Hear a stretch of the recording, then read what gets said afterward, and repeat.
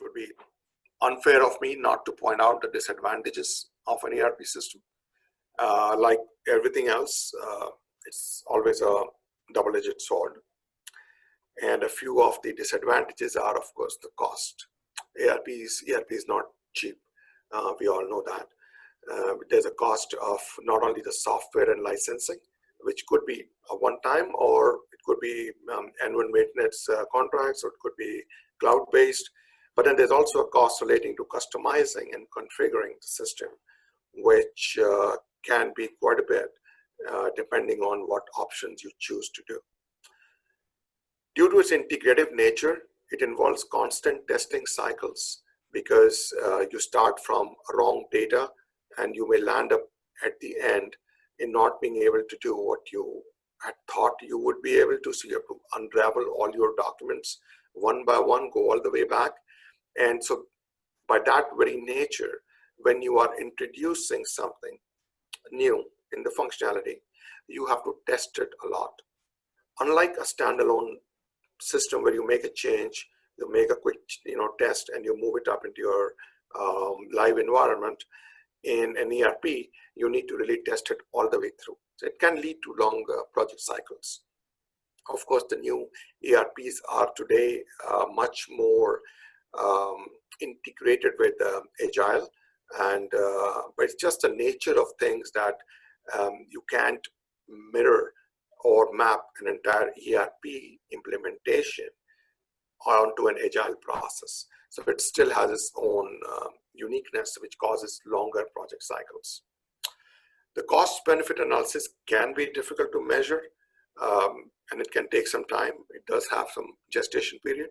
For most of these small to medium companies, the general consensus is that it takes at least 2 to 3 years before they're able to realize their savings or improvements or any other benefits that they would have achieved by implementing the ERP. And then you have a fine balance of too little versus too much customization. You do very little, you don't get the functionality. You do too much, you can land up choking the processes by making them much more complicated and slowing them down and introducing a lot of wrenches in the data, especially because you require, like we said, really sacrosanct data for an ERP to run well. Now, it's heavily dependent on data, and that can be very unforgiving if you don't set it up correctly. We've seen a lot of projects having gone down the tube because the data was bad. Things have changed a little. Because there's a lot of validation that takes place up front, which used to be missing 10, 15, 20 years ago. So it's a lot better, but all said and done, it is still heavily dependent on the master data. And then there's a buy-in from users who are just wedded to their legacy systems, and they refuse to move because of a change management that was not so good or not handled that well, because it can be a pretty intimidating task to move users from an existing system that they have been using for so many years onto a completely new ERP system. We've seen that happen a few times, because when you are developing a system from scratch, it is these very users who got it done, who got it set up, who gave the specifications, who worked. So they're so close and emotionally wedded to their system that they don't move that easy. And then there's an issue of training. Quite often, if they're not well trained, they obviously will not take to a new system that easy. Change control, I already mentioned.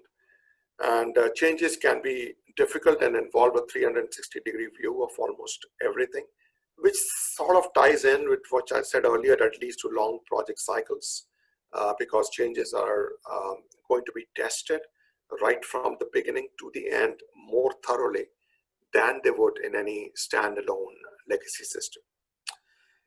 And to function effectively for older data, the ERP system can really require a lot more data than the legacy system had at the point of when you moved from legacy to the ERP system. And by that, what I really mean is that you have historical data that you are going to be moving from your legacy system to an ERP system, when you make the change. There's a lot of data that the new ERP system may demand for it to run properly. And that data may not be available in the legacy system. So that becomes a bit of a challenge, that for the historical data, it is not able to provide that kind of functionality that one would expect in new data going forward. And of course, there's another one, that the knowledge that an implementation vendor acquires when implementing an ERP can often lock down the organization to that vendor to its own detriment.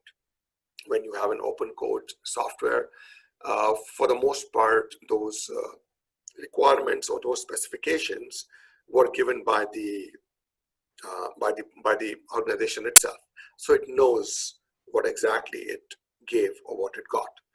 In an ERP, it can be a little different, because the way a standard ERP works is known to the people who are implementing it.